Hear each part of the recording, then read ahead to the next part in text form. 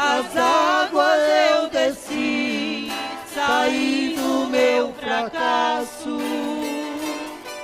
Acrescenta-me, Senhor, a virtude e a ciência, juntando as demais, temperança e paciência.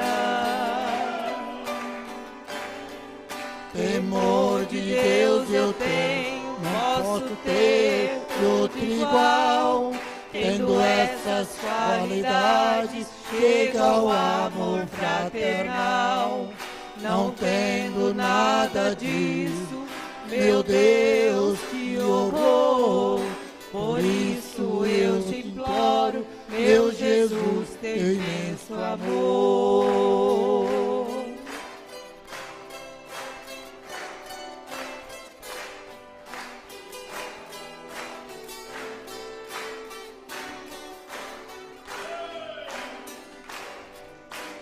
Senhor, eu quero subir na tua escada verdadeira.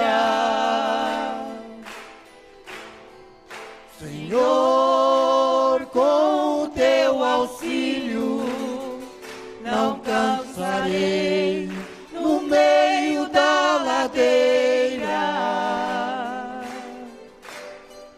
Com fé no Salvador, já dei o primeiro passo, as águas eu desci, saí do meu fracasso.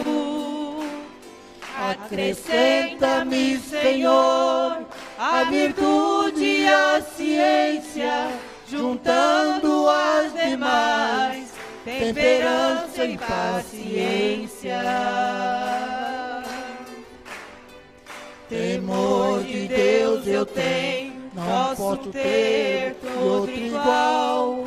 Tendo essas qualidades, chega ao amor fraternal. Não tenho nada disso, meu Deus, que horror. Por isso eu te imploro, meu Jesus, teu imenso amor.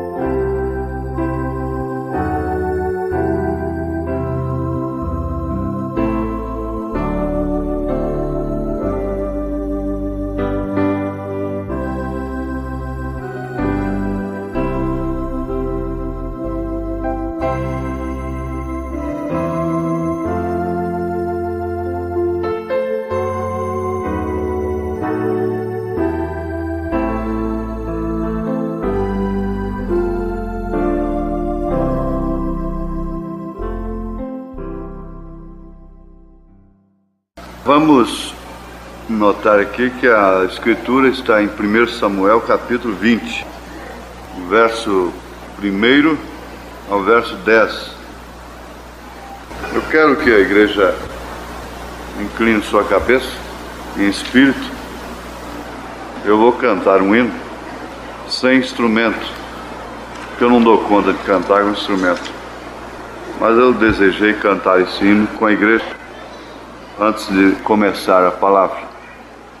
Não é para apreciar a voz, mas sim a letra, o espírito do hino.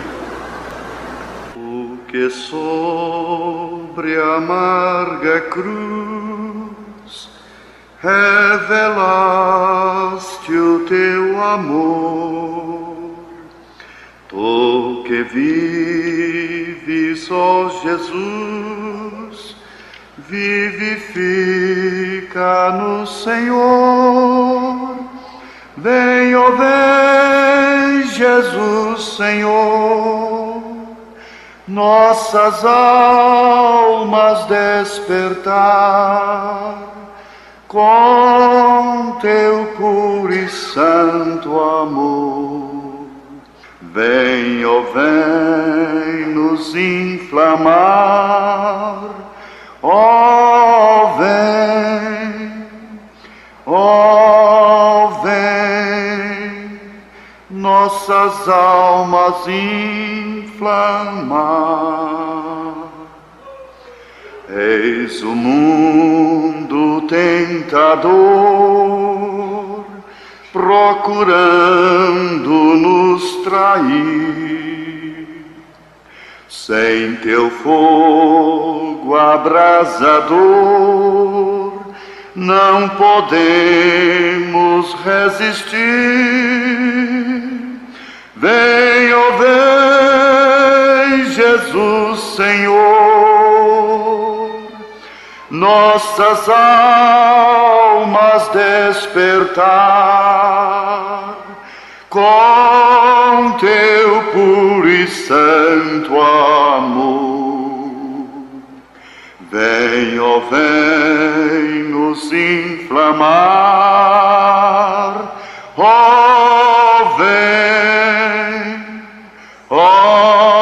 vem, nossas almas inflamar. Quantos que corriam bem, de ti longe agora vão. Outros seguem que também, sem amor vivendo estão. Vem, ó, vem, Jesus Senhor, nossas almas despertar com teu puro e santo amor. Vem, ó, vem nos inflamar. Sim, vem, ó, vem nossas almas inflamar.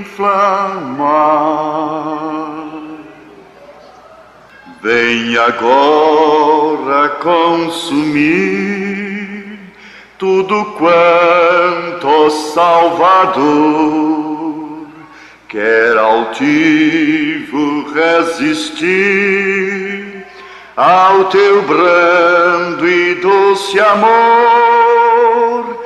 Vem, ó, vem, Jesus Senhor, minha alma despertar com teu puro e santo amor. Vem, ó, vem me inflamar.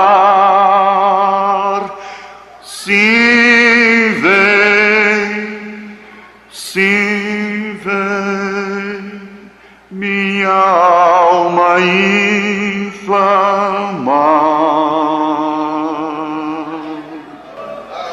Senhor, toma este hino como a minha oração, no teu santo nome, em nome de Jesus Cristo.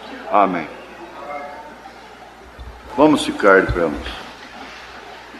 Eu vou ler todo o texto de 1 a 10 para tomar apenas um versículo. Então fugiu Davi de Naiote em Ramá e veio e disse perante Jonatas: que fiz eu?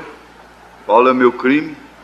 Qual é o meu pecado diante de teu pai, que procura tirar minha vida?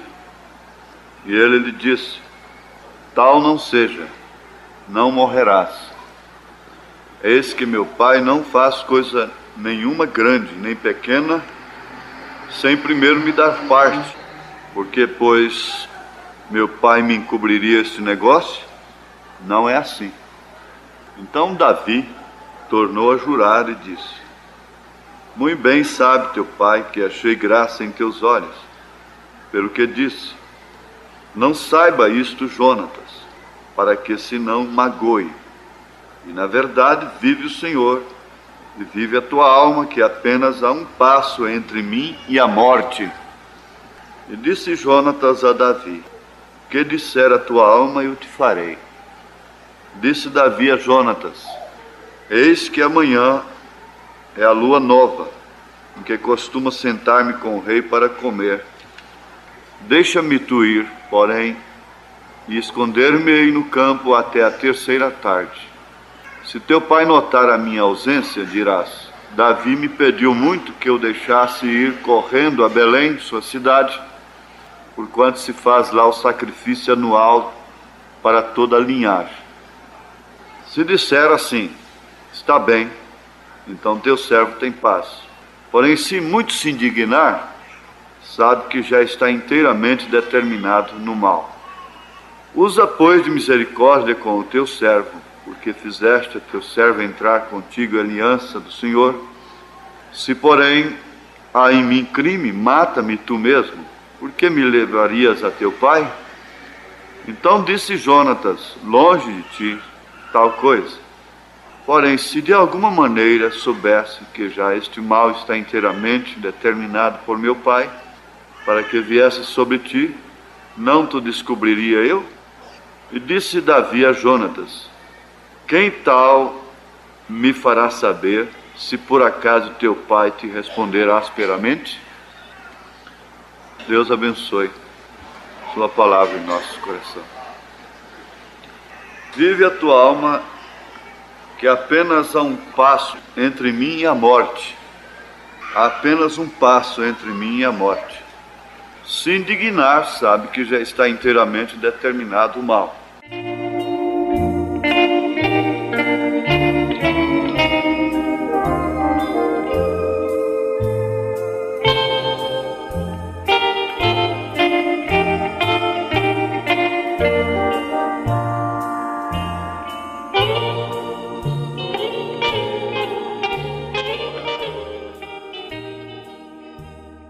Eu estava pensando sobre a responsabilidade de um comandante do avião, que lá é composto de engenheiro de voo, copiloto e o piloto, que então eles têm ali entre si o comandante, mas eles formam uma tripulação de voo.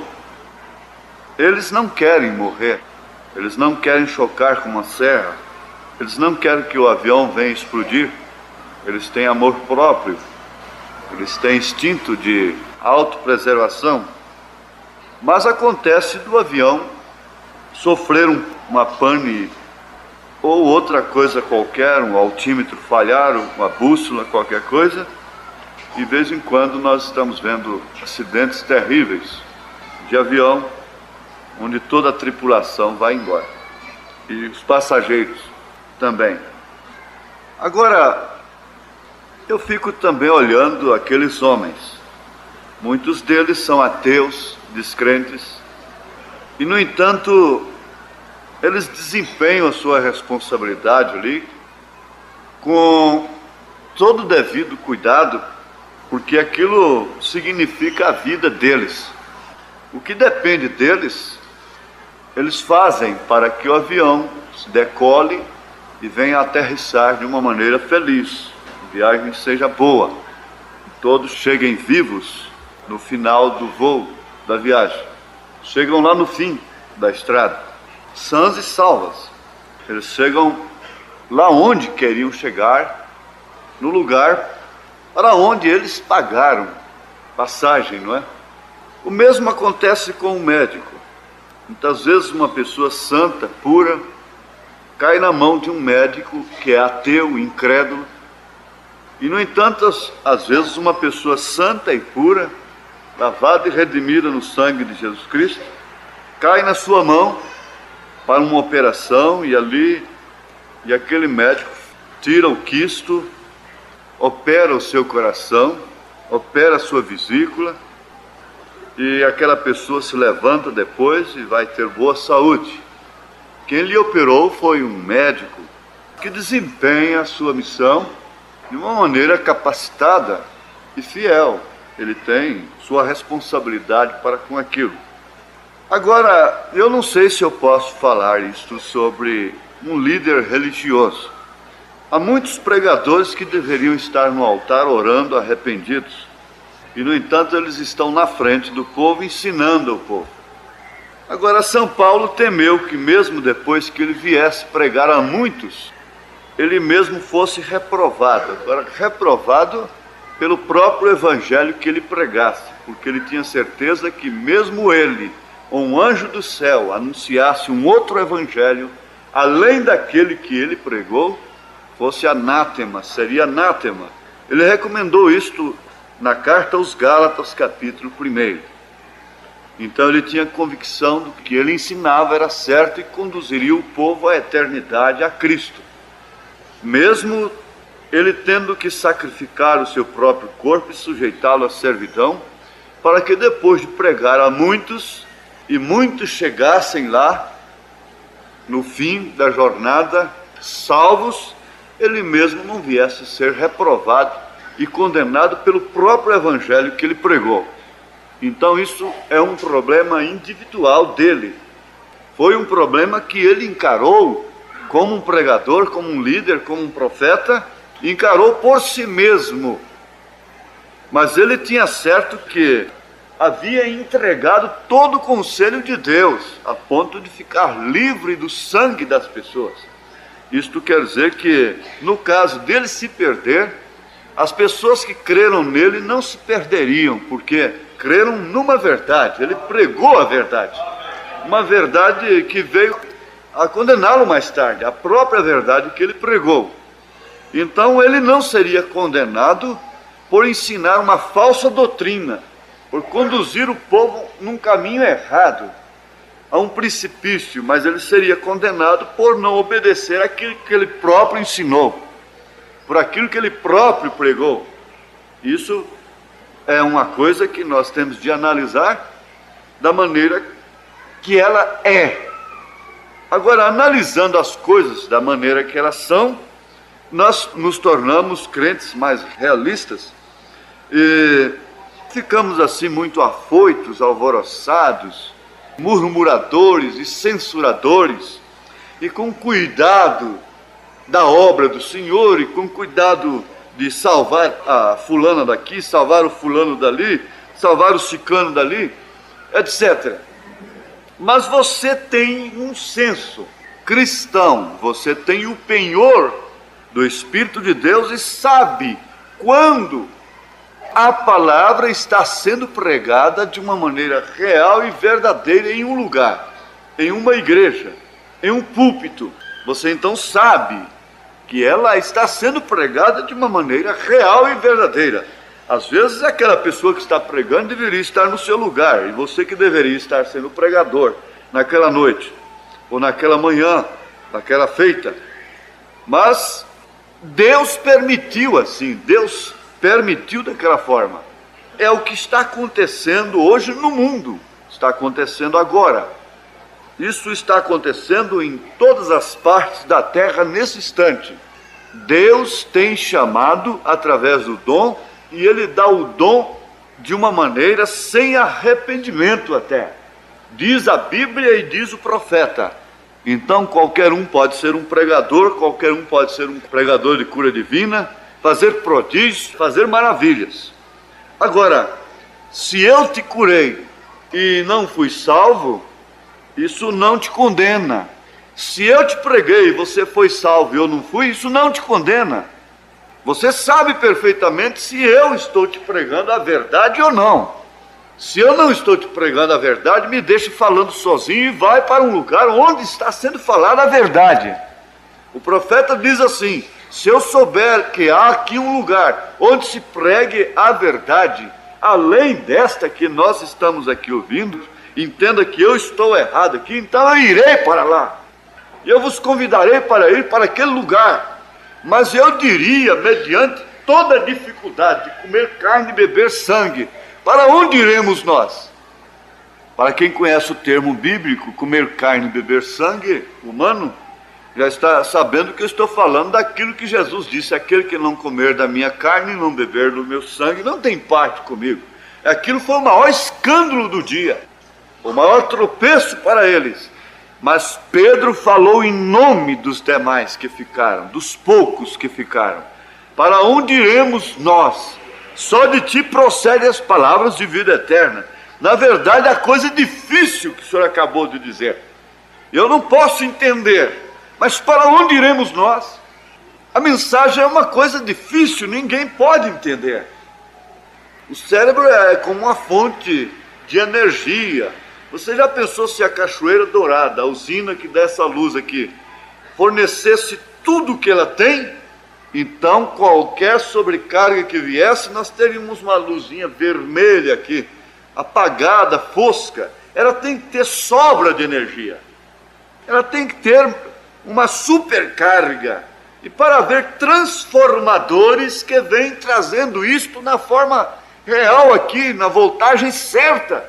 Assim também é o cérebro, Deus sabe disto. Agora vem uma doutrina que põe a pessoa para ficar assentada ali, esforçando o cérebro para resolver um problema, para mudar uma situação, para mudar uma coisa de lugar, um objeto de lugar. Veja só que exercício.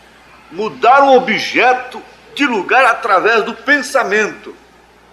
Eu creio que não tem nenhuma irmã, nenhum irmão aqui tentando fazer isso. Varrer a casa através do pensamento. Fazer o almoço através do pensamento. Lavar a roupa através do pensamento. Passar a roupa através do pensamento. E você ter tanta força no pensamento que você pensa e vibra tanto, daqui a pouco você vê a vassoura sozinha varrendo a casa.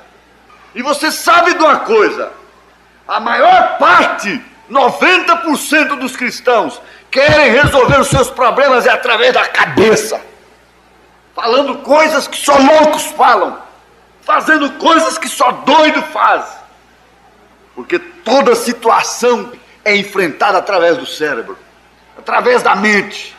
Quer mudar as coisas através da mente, e daí a pouco não dorme mais, não come mais, daí a pouco não tem paz na alma.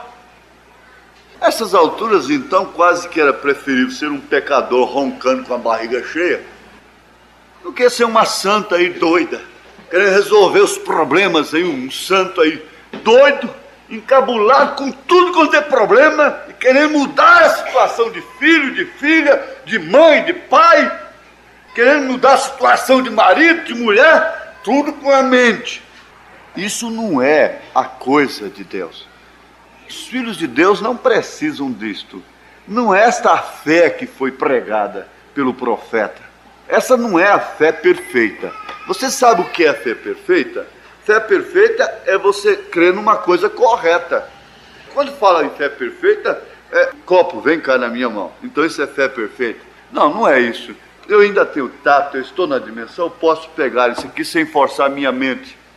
Para me pegar isso aqui pela mente, eu teria que fazer uma vibração terrível para mudar isso de lugar. Eles fizeram uma mesa flutuar diante do irmão Brana, através dessas leis. Mas o irmão Brana disse, em nome de Jesus, desça. Acabou. Compreende? É muito melhor, então, sem esforço. Minha mente está nisso aqui, porque o tato não funcionaria sem a mente. Mas eu não forcei a mente para fazer isso. Você tem que fazer as coisas assim. O caso contrário, você vai morrer. Fé perfeita é você crer numa coisa correta, por mais simples que ela seja. Se você crê que só vai aos céus através de Jesus Cristo, essa fé é perfeita. Se você crê que o batismo é em nome do Pai, do Filho e do Espírito Santo, usando os títulos, essa fé é imperfeita, porque ela não combina com as Escrituras. Isso é fé imperfeita. Mas se você crê e busca o batismo em nome do Senhor Jesus Cristo, essa fé é perfeita. Você está entendendo o que é fé perfeita? Agora, se você espera o irmão Brana montado num cavalo aí, tuc, tuc, tuc, tuc, de novo, essa fé é imperfeita. É imperfeita. Você já entendeu o que é isso? Mas vem a força do pensamento. Mas Davi disse para Jonatas que ele estava em um passo, que apenas há um passo entre mim e a morte.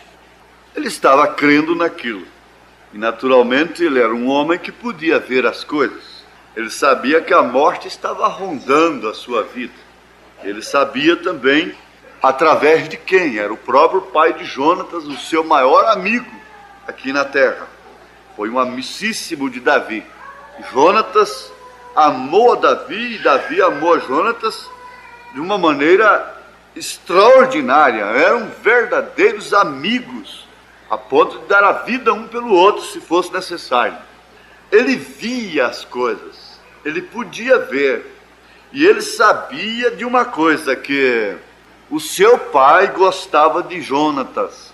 E o Jonatas estava certo que seu pai não faria tal coisa sem lhe participar, porque todo o negócio de Saul, rei, todos os passos dele, ele comunicava com Jonatas. Então Jonatas estava naquela boa fé, mas Davi estava de uma maneira diferente. Ele podia ver completamente diferente de Jonatas.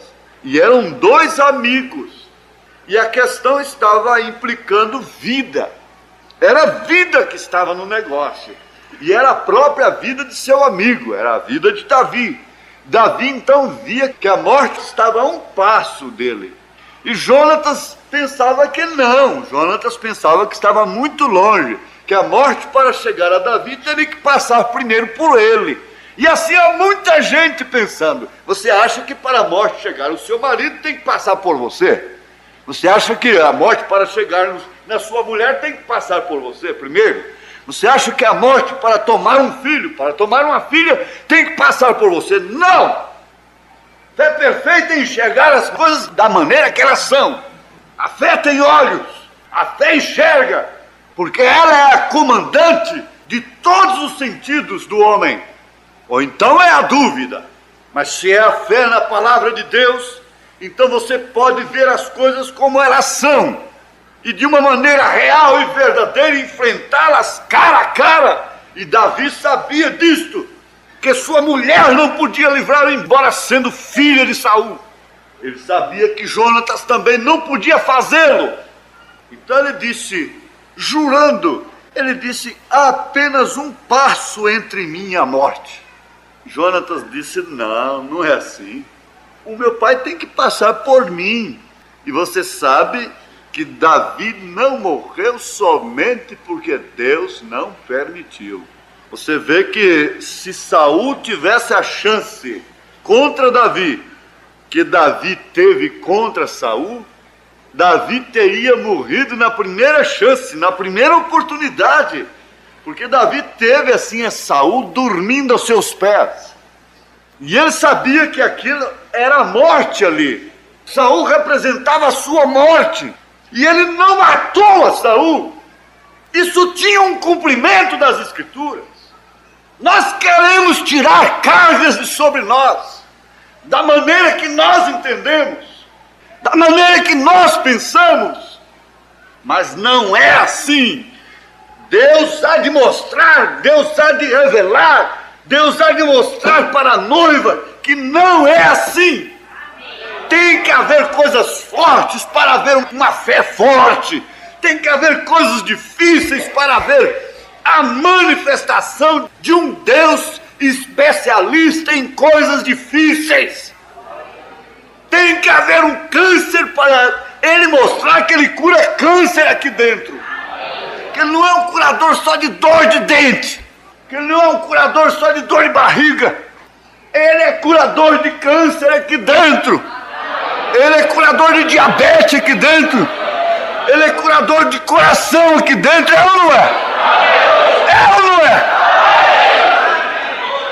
Ora, se ele tem feito coisas impossíveis, ele é o Deus do impossível. Ele disse para Pedro assim, o que é impossível para os homens é possível para Deus. Então tem que vir uma coisa impossível para mim resolver. O maior obstáculo que havia na vida de Davi, sendo ele ungido diretamente por Deus através do seu profeta, era Saul. E ele podia dizer, esta é a minha oportunidade. Foi Deus quem pôs o homem na minha mão. Vou matar, vou ficar livre dessa carga, vou ficar livre desse problema, vou ficar livre dessa dificuldade agora, vou ficar livre da morte. Não. Mas sabe, irmãos, não é a título de exortação. Eu acho que a noiva, uma noiva que precisa viver sempre exortada. Se você vai casar com uma moça, você tem que corrigir o vestido dela todo dia, cabelo, É melhor você não se casar com ela, você virar as costas um dia e nem voltar lá, mas nem dar satisfação para ela. Para começar, uma pessoa que já ouve a mensagem há tantos anos e ainda corta cabelo e ainda se veste de maneira duvidosa, o que você quer com ela? Não é certo? Mas uma noiva que precisa ficar exortando a todos os dias, tudo quanto é reunião, exortação, correção, exortação, legalismo, ciúme. Você não pode usar anel, você não pode botar colar, você não pode fazer isso, você não pode fazer aquilo. Legalistas. Quem vai aperfeiçoar a noiva não é nenhum pastor zeloso, não é nenhum legalista. Quem vai aperfeiçoar a noiva é o noivo. Quem aperfeiçoa a noiva é o noivo.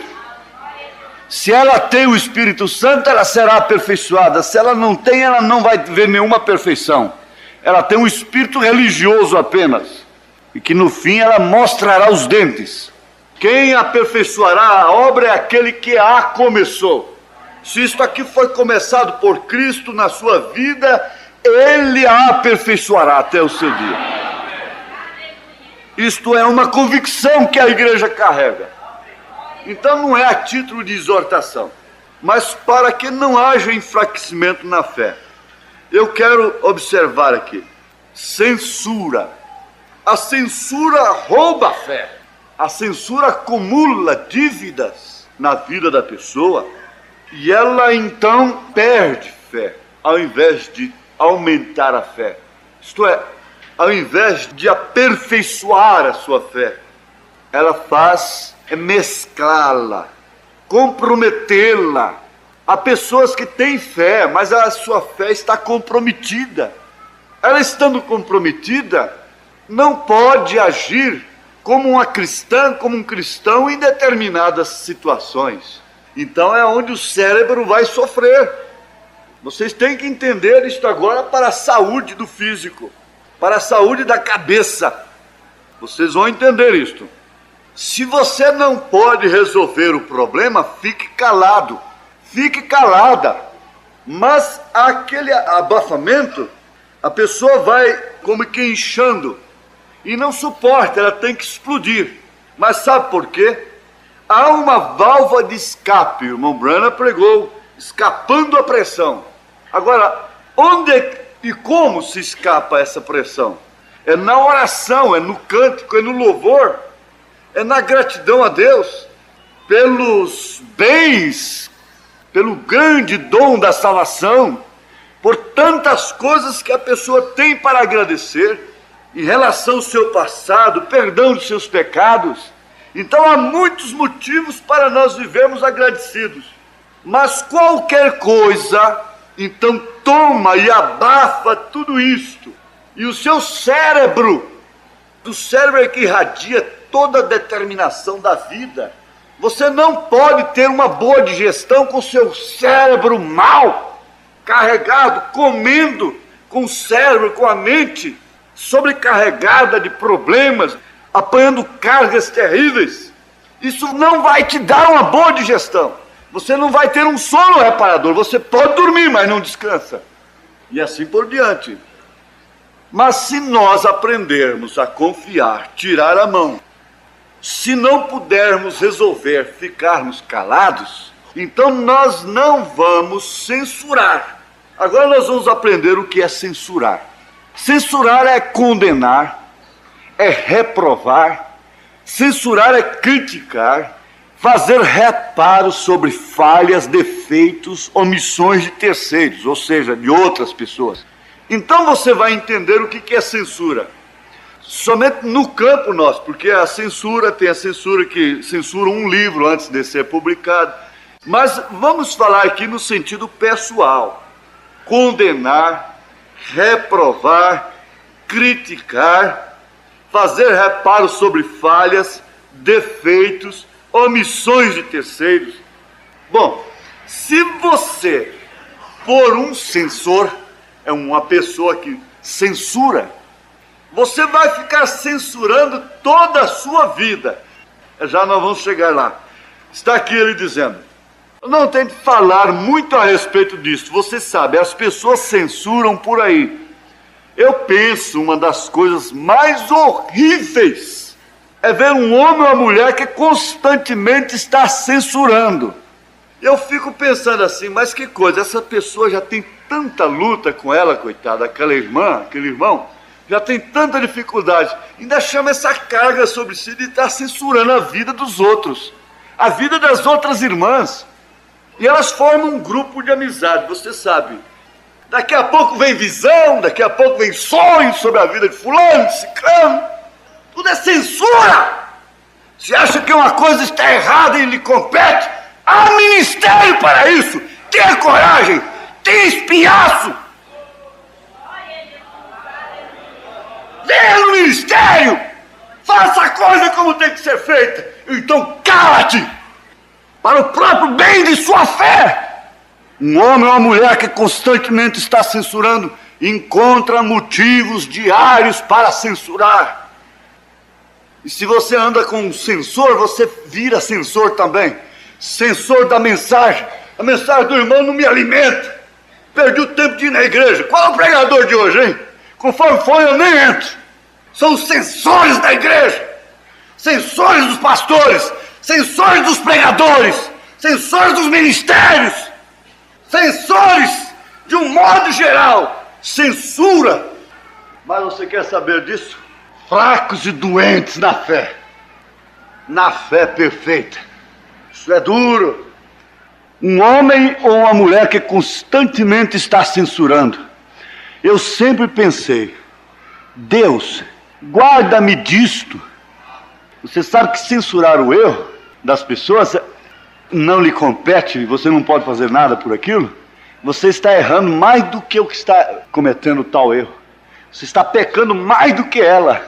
Você está pecando mais do que ele. Agora eu não quero com isso proteger pecado não, hein?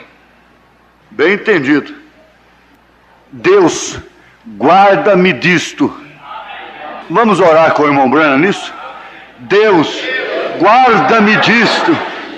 Deus, guarda-me disto.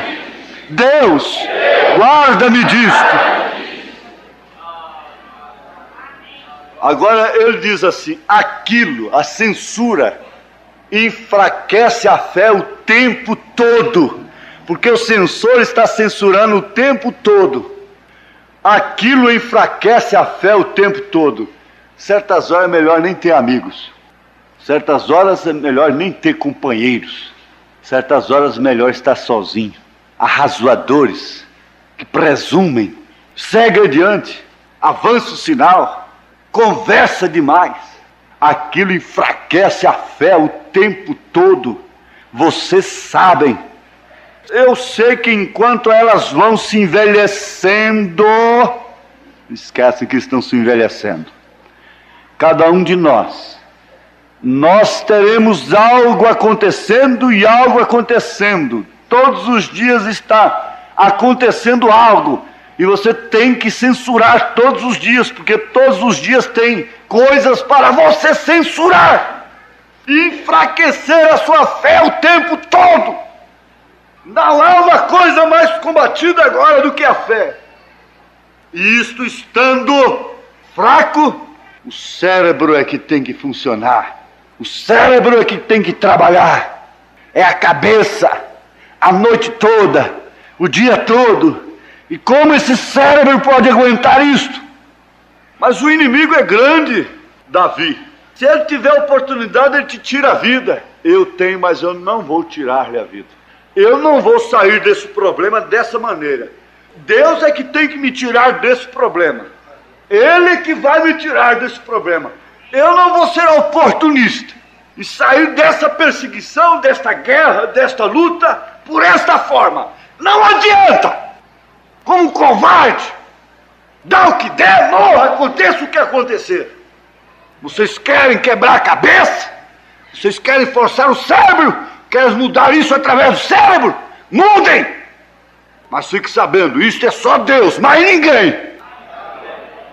Mais ninguém. Eu sei que tem um passo, a morte está a um passo de mim. Davi não queria morrer. Ele chegou a apelar para Jonatas. Ele foi honesto. Não era tão corajoso, sim, super corajoso. Eu não tenho medo de morrer. Aconteça comigo o que acontecer, ninguém tem nada com isso. Não é isso, aquela soberba, aquela coisa assim. Eu preciso de você, Jonas. Me ajude, me ajude. Porque a morte está a um passo de mim. Mas tem uma coisa, matar teu pai eu não vou.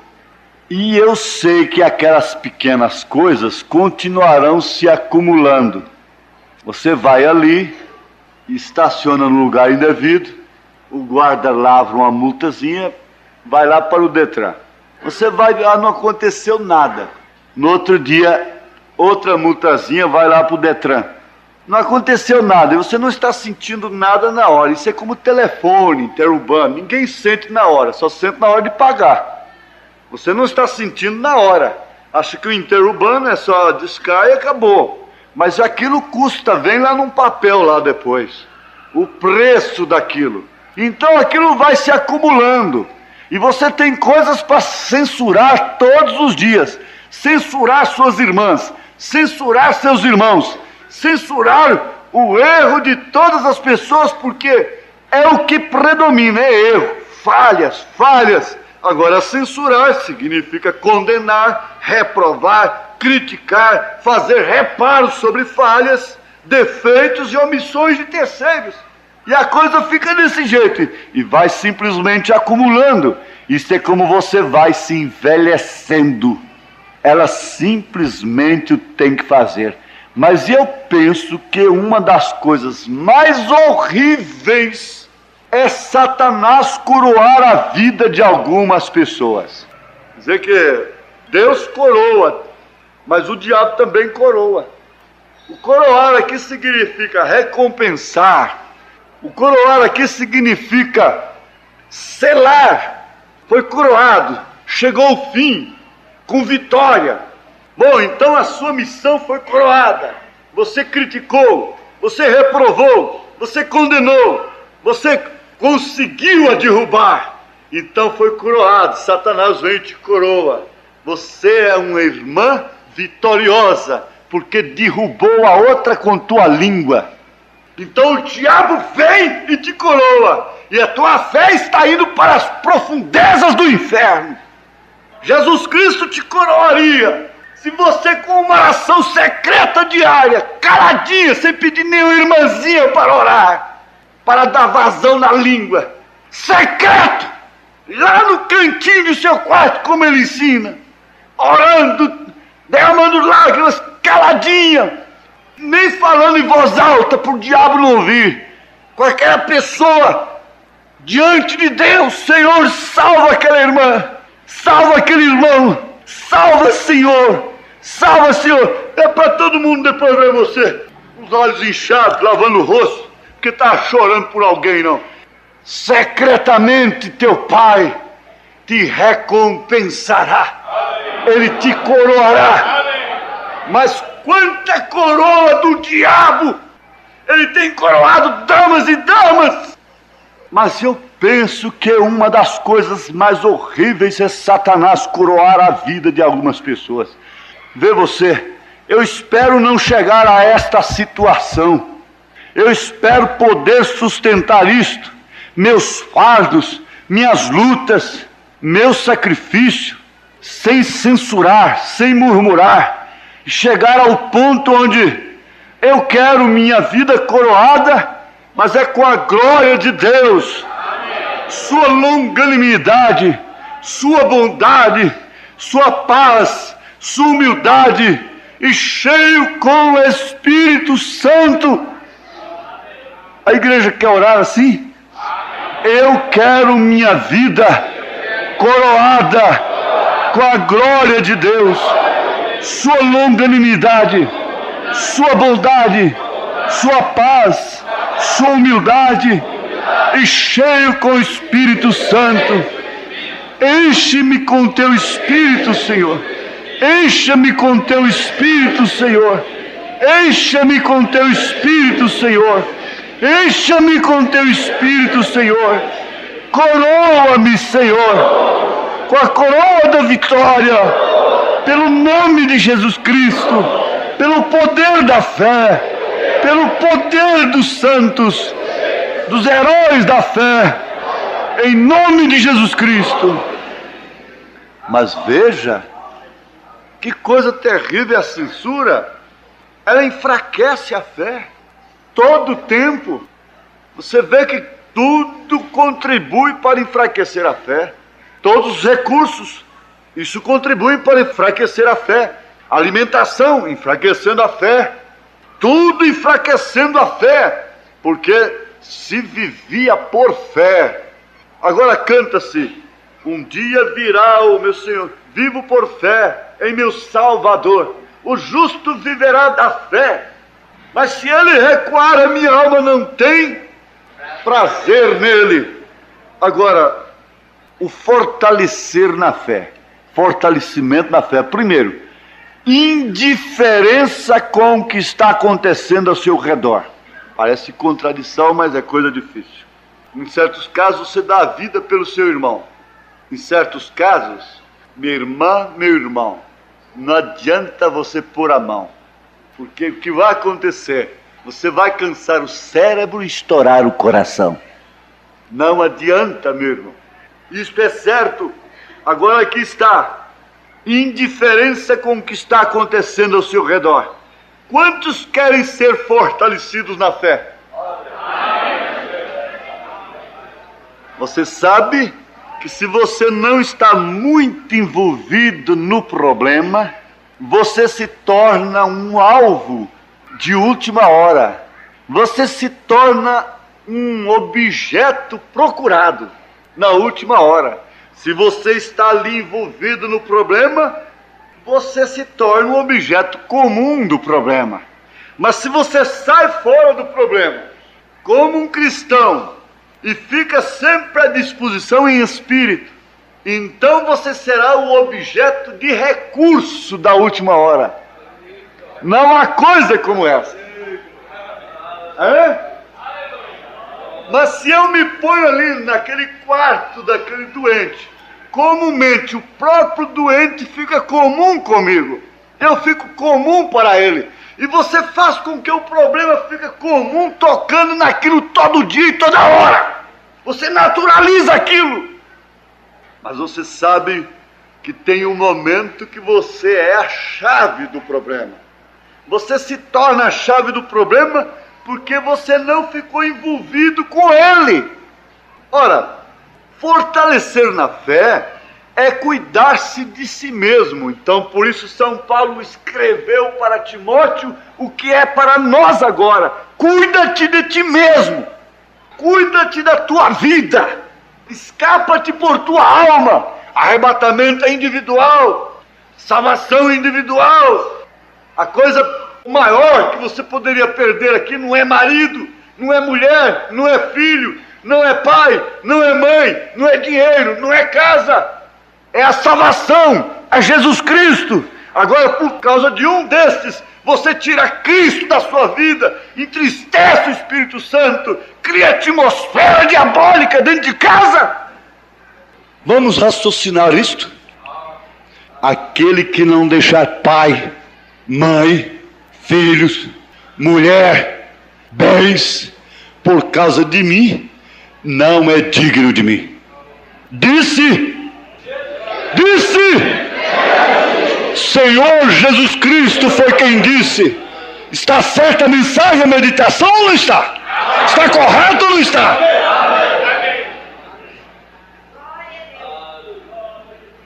Se você vai aqui à margem do rio ou dentro de um barco e um ser querido cai na água e você não sabe nadar e você cai junto, são dois defuntos. Mas aqui está: indiferença com o que está acontecendo ao seu redor. Não há controle de nervos em determinadas situações. No pânico, você faz uma brincadeira com a pessoa de pânico e logo o seu coração está quase saindo pela boca e você conhece aquela pessoa por isso aí. Logo em seguida, o que é fé? E Davi sabia dessa situação. E ele sabia que a morte estava a um passo dele. Ele precisava de alguém. Eu preciso de você. Você precisa de alguém. Nós precisamos uns dos outros. Nós somos dependentes uns dos outros. Não resta dúvida. Mas quando ele podia ficar livre do problema uma vez por todas, era somente fazer isto, e ninguém o reprovaria, seria um herói. Mas ele não fez. Quantas pessoas que podem cortar a corda, ficarem livres, se divorciarem, casarem de novo, saírem de casa, fazerem isto, cheios de razão, e não cortam a corda, não fazem. Podem, mas não fazem. Tem direito, mas não faz. Seria defesa própria, mas não faz. Ah, Deus, se eu pudesse ver isto com vocês de uma forma que venha assim por dentro da gente. Se eu pudesse botar para fora indiferença com o que está acontecendo ao seu redor. É a única maneira de fortalecer sua fé. Agora vamos para um outro exemplo. Ló sempre foi um beneficiado de Abraão. Tem ministério assim, ele é sempre beneficiado do outro. Há vidas que são sempre beneficiadas de outros. Ele foi beneficiado de Abraão, desde o princípio, começando pela chamada de Abraão. Se Abraão não fosse chamado, Ló não estaria com ele. E Abraão intercedeu, Abraão fez tudo por Ló. Agora você conhece isto bem, não precisa minuciar. Lembre-se bem que Abraão intercedeu, a última intercessão foi ali. Se houver 10 justos em Sodoma, o Senhor poupará a cidade? Ele foi descendo, falando com Elohim, com o Senhor, e foi indo, até que conseguiu o resgate de Ló. O Senhor mandou os anjos lá. O Senhor mandou os anjos lá para resgatar a Ló. Somente isto. E Ló saiu, recebeu ordens, não olhe para trás. Então ele vai saindo, deixou a casa, deixou a horta, deixou a mansão. Ele era um governador, ele deixou algumas vacas, ele deixou alguns cavalos bonitos, quem sabe. Ele deixou algumas coisas que ele tinha ganhado honestamente. Ele deixou muita coisa e a mulher teve que despedir do seu jogo mais novo, de coisas assim, e do seu quarto muito cortinado, muito bonito. E ele deixou tanta coisa, e a casa carpetada e tudo mais, e aí eles deixaram 2 donzelas muito lindas que ele tinha. Então saíram os 4 e foram embora. Lá na frente, Ló estava indiferente ao que estava acontecendo atrás e ao seu lado. Ele errou demais. Ele foi parar em Sodoma. Ele não deveria ter saído de perto de Abraão. Ele errou demais. Mas nesta hora ele não errou. E as filhas também não erraram com ele. A mamãe ficou... mamãe! Ninguém olhou para trás. Mas a mulher do Ló, com o coração na casa, com o coração nas coisas, tinha que olhar para trás. Mas Ló estava indiferente. Ela virou uma estátua de sal. Estava totalmente indiferente. Ah, mulher, você quer ficar? Fique. Quer morrer? Morra. E eu não vou me embaraçar contigo. Ele ficou indiferente. Mas você sabe, os maiores inimigos do homem são seus parentes. Agora, isso não sou eu quem estou falando. Quem é que disse isso? Senhor Jesus Cristo. Os maiores inimigos são seus próprios familiares. Isto por quê? Por causa do sangue, por causa do afeto, por causa dos sentidos. Se muitos e muitos, para irem no rapto, se dependerem de ficarem indiferentes a certos acontecimentos com pessoas que têm o seu sangue, elas não irão no rapto. Elas ficarão aqui para cuidar, para zelar, para resolver o problema. Elas ficarão aí. São pessoas que não estão ocupadas definitivamente com o posto de seu dever. Não é um marido. São pessoas que elas não devem estar, não têm nenhum dever de estarem servindo, e elas estão escravizadas por aquelas pessoas. Agora, rapto começa por libertação. Israel foi raptado do Egito. Isso veio por um poder libertador. Isso veio por um poder da palavra falada. Isso vem por um poder de desprendimento. Isso vem um poder de deixar tudo.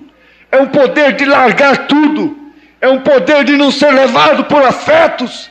É um poder de ser levado de uma maneira assim, totalmente dirigida por quem Deus pôs na frente. Isso é o Espírito Santo. Isso é o profeta de Deus. Israel passou por tudo isso aí. E ele tinha que se desprender.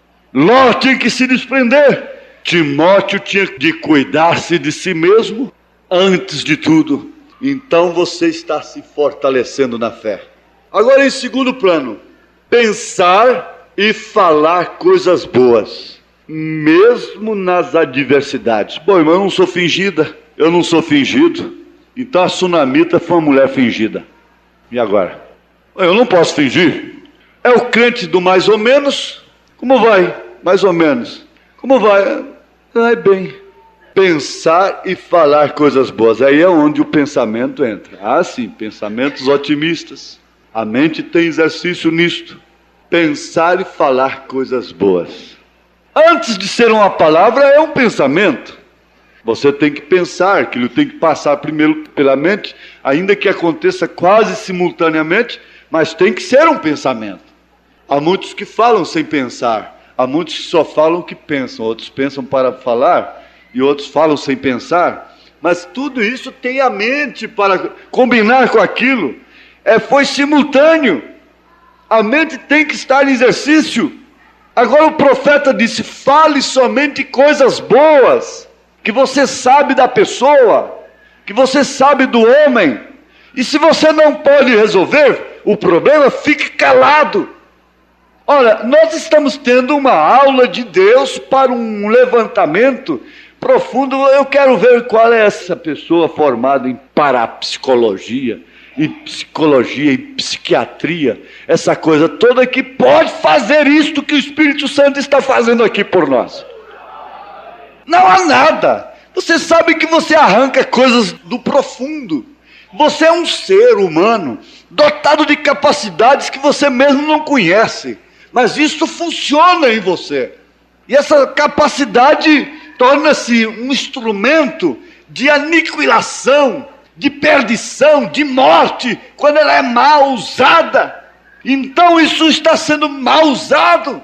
Quando se preocupa com o que não se deve preocupar. São Pedro disse, se você sofre por se meter no negócio alheio, em outras palavras, na vida alheia, você não está fazendo bem nenhum com isto.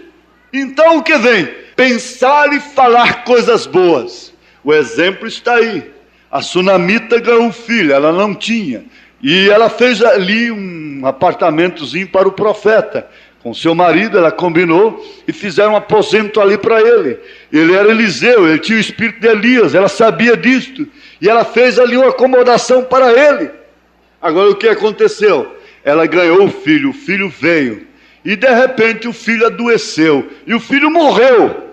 Mas ela ajeitou o filho, preparou a criança morta no quarto do profeta. E você conhece toda a história. O profeta mandou o servo com bastão, não resolveu o problema. Mas ela abaldou o jumento e foi. Se foi, e no caminho, quando alguém lhe perguntava, ela dizia, tudo vai bem. O menino estava morto em casa, ela dizia, tudo vai bem. Tudo vai bem. Tudo vai bem. Mas escuta, como vai lá a coisa? Onde você vai assim tão apressada? Tudo vai bem. Vai contar seu problema para a irmã? Só para a irmã ficar com dó de você? É auto-misericórdia? Olha, irmã, o meu filho morreu. Chora comigo. Você chora comigo? O meu marido está fazendo isso comigo. Isso, aquilo, outro. Chora comigo. Ela chorando com você vai resolver o problema do marido? A minha mulher está fazendo isso, irmão. Ele sabendo isso de sua mulher, vai resolver o problema? Amanhã você acerta com sua mulher e vai viver bem com ela, com amigos sabendo de coisas que não deveria saber a respeito dela. Amanhã você acerta com ele. E seria muito melhor que aquela companheira, aquela amiga sua não soubesse o que aconteceu com ele, porque todas as vezes que ela vê-lo, ela vai se lembrar. Isso é falta de sabedoria, falta de confiança, falta de fé. E ela estava assim, tudo vai bem. Sunamita, como vai? Tudo vai bem. Por que essa pressa? Tudo vai bem. Como vai? Tudo vai bem. Por que essa pressa? Tudo vai bem. Eu quero Eliseu. Quer saber onde está Eliseu? Será que está amando Eliseu? Está atrás de Eliseu, uma mulher atrás de um homem? Que é isso, meu Deus? Tudo vai bem, não importa a censura. Que censurem quem quiser. Eu vou atrás do Eliseu, pronto. A noiva está assim, é Brana mesmo, pronto. É Brana que tem a mensagem da ressurreição. Mas olha lá como está havendo morte no meio deles. É onde a morte é que é a ressurreição. Lá está acontecendo de alguns morrerem sim. Lá onde Elias chega a morte, mas a ressurreição também. Eliseu, foi só ela fazer o quarto para o profeta, o menino dela morreu. Foi só aceitar a mensagem, está vendo? Ele caiu, ela caiu. A morte, onde a morte é a ressurreição, o poder da ressurreição é muito maior. Há muita gente que não morre, mas é doente. Muita gente que não adultera, mas cobiça. É doente. Há muita gente que não faz isso, mas faz aquilo. É certo isso?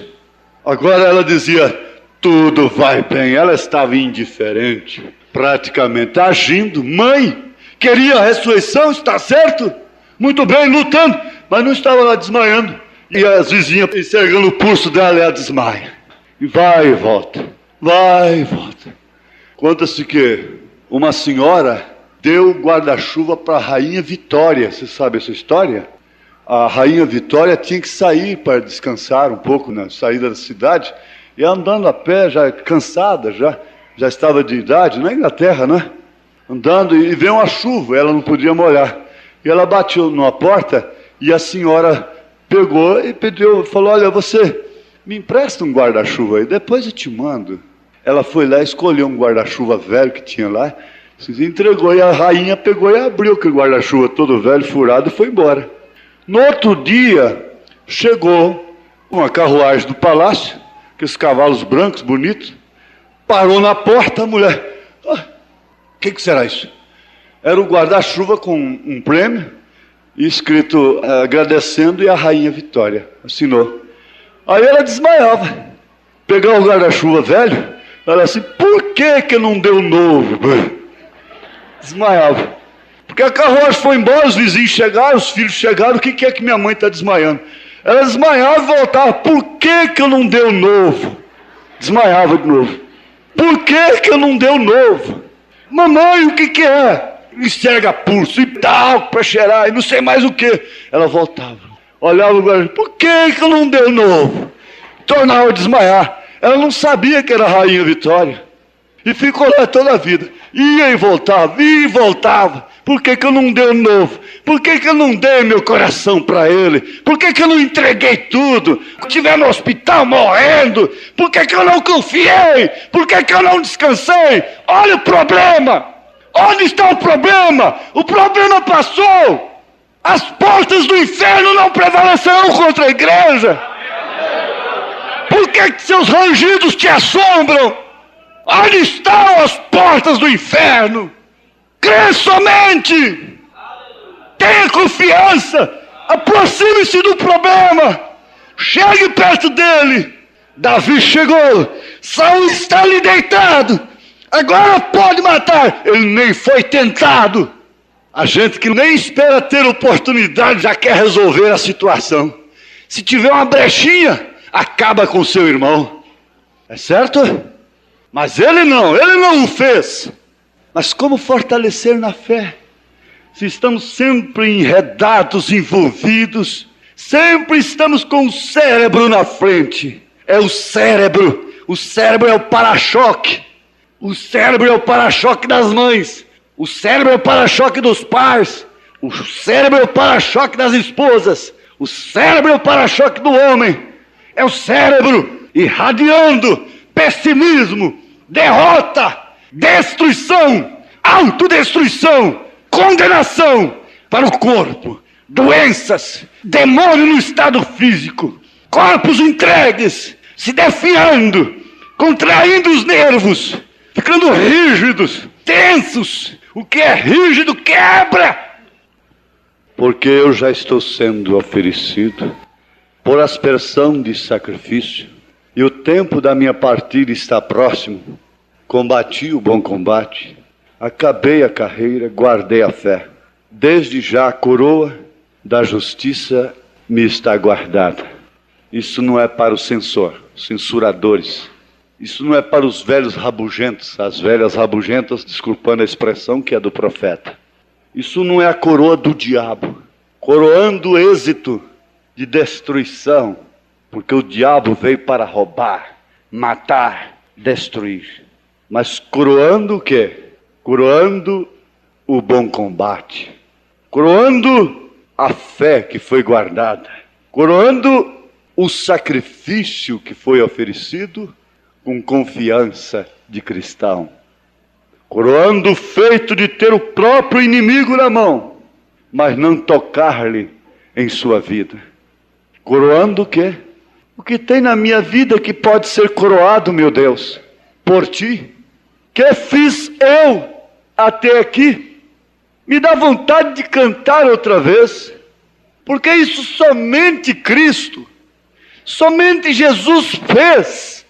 Se alguma coisa foi feita, não foi por mim, não foi por ti, mas foi somente por Ele. Coroar o que na minha vida? Se eu não tenho nada feito, só tenho errado, só tenho que pedir desculpas, só tenho que me sentar às vezes e pôr minha cabeça entre as mãos e chorar minhas vergonhas. Quantas vezes chorar de ferir pessoas a quem eu amo? Que fiz eu para receber coroa de glória? Que temos feito nós? Se há uma igreja aqui, se isso está espalhado pelo país e até por outros países, não foi Joaquim, foi Jesus Cristo. Foi Ele. Que fiz eu? Que tipo de coroa receberei? Ele fazendo tantas coisas boas, Ele curando enfermos, Ele ressuscitando mortos, Ele libertando oprimidos, impecável como era, intocável em sua honra, recebeu uma coroa de espinho que mereço eu, meu Pai. Somos cobradores de Deus, queremos vida mansa, água fresca, botina frouxa aqui. Parece que toda a nossa recompensa tem que ser aqui na terra. Não, tudo é dele, tudo é por Ele, porque foi tudo Ele quem fez. O sacrifício é dele, não é meu. Por isso eu posso agora ficar indiferente, descansar como aquela menina cantava irresponsavelmente na proa do navio, que estava sendo jogado para lá e para cá. Mas ela dizia com um sorriso franco e confiante: é meu papai que está no leme. Glória a Deus. Ela não tinha nenhuma censura para desconfiar de seu pai. Ele falhou em tal situação. Quando foi que Jesus falhou? Dá ele motivo algum para censura, para ser censurado? Eu posso te dizer quantas vezes tenho falhado, estou falhando e não sei quantas vezes falharei. Mas me mostre uma vez que ele falhou.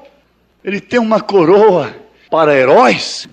Ele não está ali como que dizendo: bom, se vocês conseguirem chegar onde eu estou assentado, vocês também estarão assentados. Ele está em você. Ele está em nós. Ele está não aqui. Ele está em você. Ele está em nós.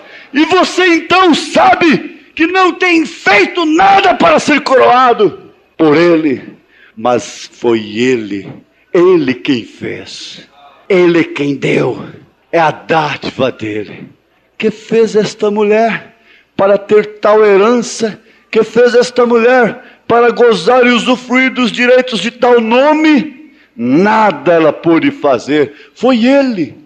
Isso foi Ele quem deu, Ele quem dá. Se Ele me pôs ali, eu estarei ali. Se Ele te pôs ali, você estará ali.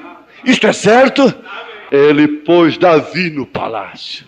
A morte esteve a um passo de Davi. Mas Davi depois disse: ainda que eu andasse pelo vale da sombra da morte, não temeria mal algum, porque tu estás comigo. Aleluia! Aleluia! Glória a Deus!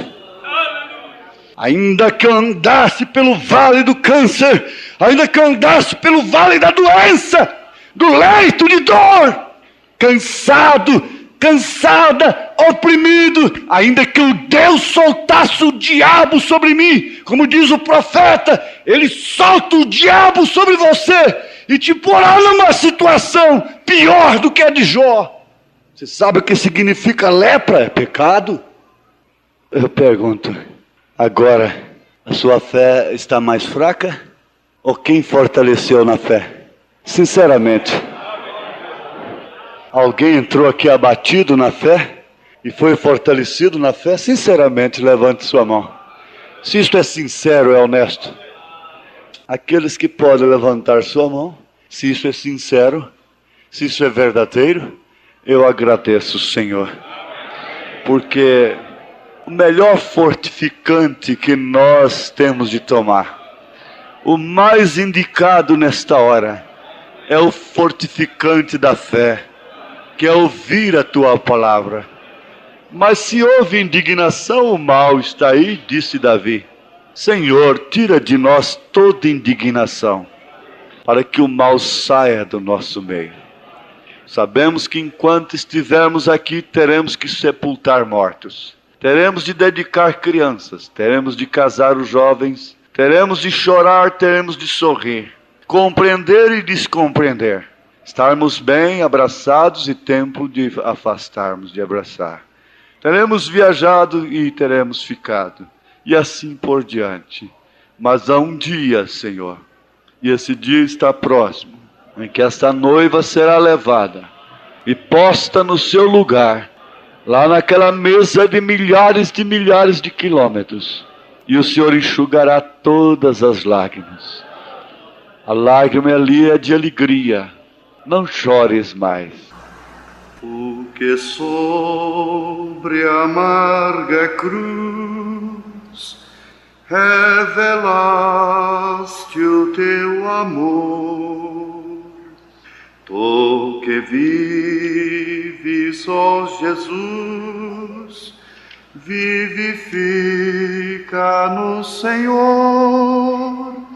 Vem, ó vem, Jesus, Senhor, nossas almas despertar com teu puro e santo amor. Vem, ó vem, nos inflamar, ó vem, nossas almas inflamar. Eis o mundo tentador, procurando nos trair. Sem teu fogo abrasador, não podemos resistir.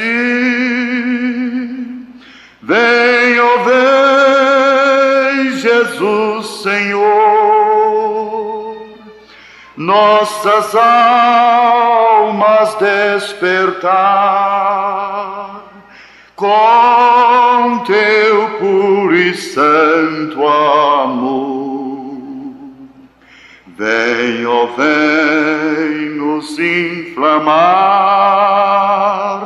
ó vem,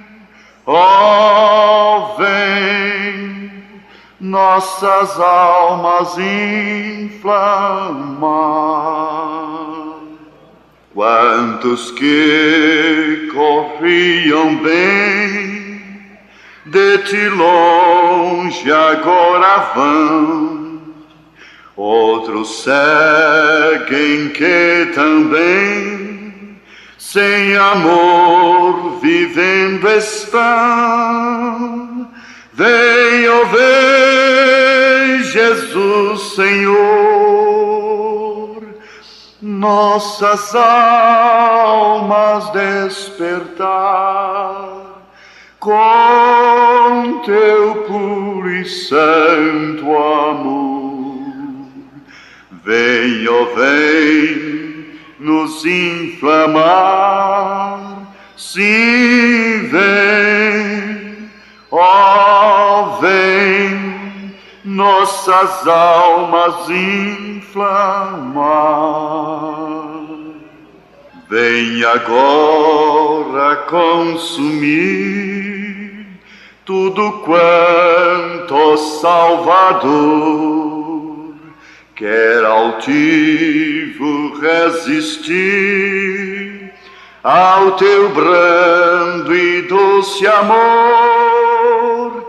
Vem, ó vem, Jesus Senhor, minha alma despertar com teu puro e santo amor. Vem, ó vem, me inflamar, sim, vem, sim, vem, minha alma inflamar.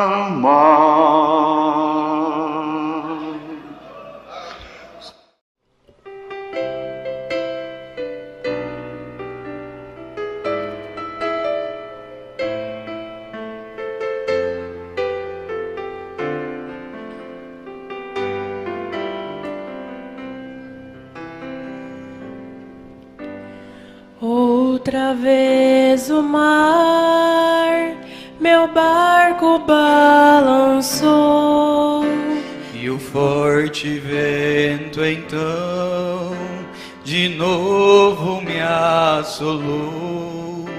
Mas desta vez, Senhor, sozinho me senti, pois quando eu olhei no barco não te vi.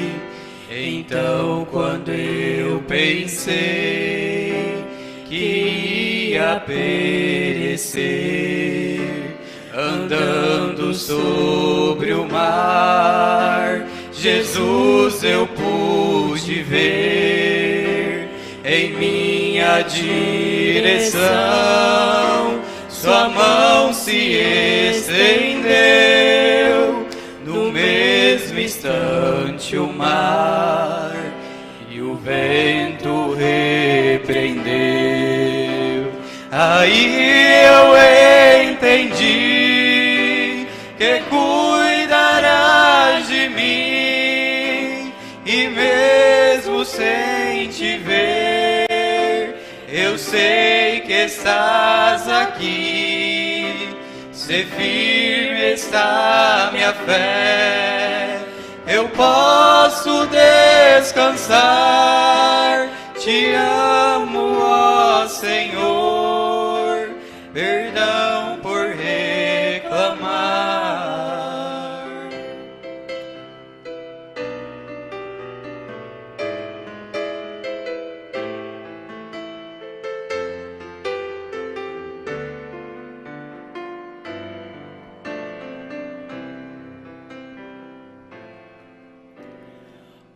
outra vez o mar, meu barco balançou, e o forte vento então de novo me assolou.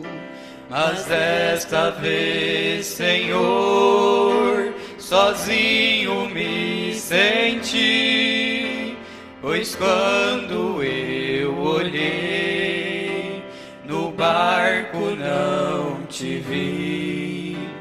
Então quando eu pensei que ia perecer, andando sobre o mar, Jesus eu pude ver em minha direção. Sua mão se estendeu no meio distante o mar e o vento repreender. Aí eu entendi que cuidarás de mim, e mesmo sem te ver, eu sei que estás aqui. Se firme está minha fé, eu posso descansar. Te amo, ó Senhor, perdão por reclamar. Aí eu entendi que cuidarás de mim, e mesmo sem te ver, eu sei que estás aqui. Se firme está minha fé, eu posso descansar. Te amo.